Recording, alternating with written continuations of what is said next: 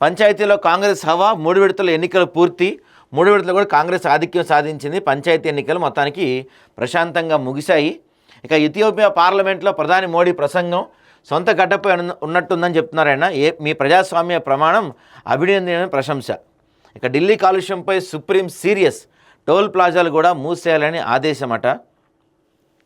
So toll plaza మూసేస్తే అంటే వేరే వాళ్ళు రానికుండానా? ఢిల్లీలో సీఎం రేవంత్ బిజీ 3 రోజులుగా హస్తిన్లోనే మకాం.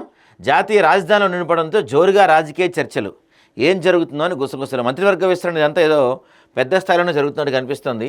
ఇక శీతాకాల విడిది కోసం హైదరాబాద్కు వచ్చారు రాష్ట్రపతి ద్రౌపది ముర్ము గారు. ఘన స్వాగతం పలికిన గవర్నర్, డిప్యూటీ సీఎం. 20-21 తేదీల్లో 2 రోజుల్లో ఉపరాష్ట్రపతి పర్యటన. ఏర్పాట్లను సమీక్షించిన సీఎం రామకృష్ణారావు. సో 2 రోజులు రాష్ట్రపతి గారు ఉంటారు, ఆ తర్వాత ఉపరాష్ట్రపతి గారు కూడా వస్తారు. ఇక జర్మనీలో రాహుల్ పర్యటన ఉన్నారంట.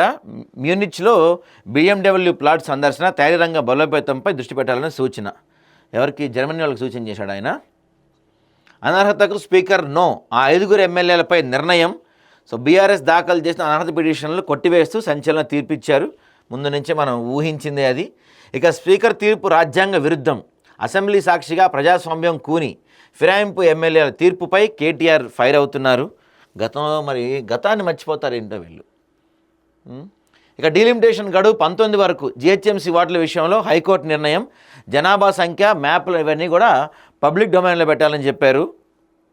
మాయ చేస్తున్న బంగారం, వెండి అనూహ్యంగా ధరల్లో భారీ పెరుగుదల. ఇక వృద్ధి లక్ష్యం 17.11% ఉండబోతుందంట. 17 వర్టికల్స్లో ఫలితాలు సాధిస్తేనే జీఎస్డీపీ పెరుగుదల అవుతుందని కలెక్టర్ల సదస్సులో CM Chandrababu, deputy CM Pawan Kalyan చెప్తున్నారు. ఇక ప్రభుత్వ భూమిలో మెయిన్ల్యాండ్ టెక్నాలజీస్ నిర్మాణ సంస్థ మాయాజాలం అని చెప్పి ఆదాబ్లో ఒక ప్రత్యేక కథనం వచ్చింది. దాని గురించి కూడా మనం డీటెయిల్గా మాట్లాడే ప్రయత్నం చేద్దాం.